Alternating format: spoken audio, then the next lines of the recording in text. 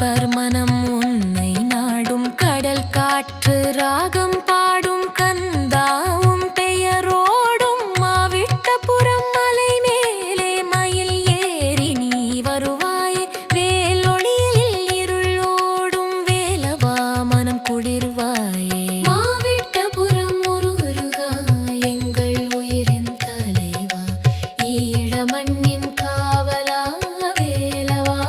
அருள்வா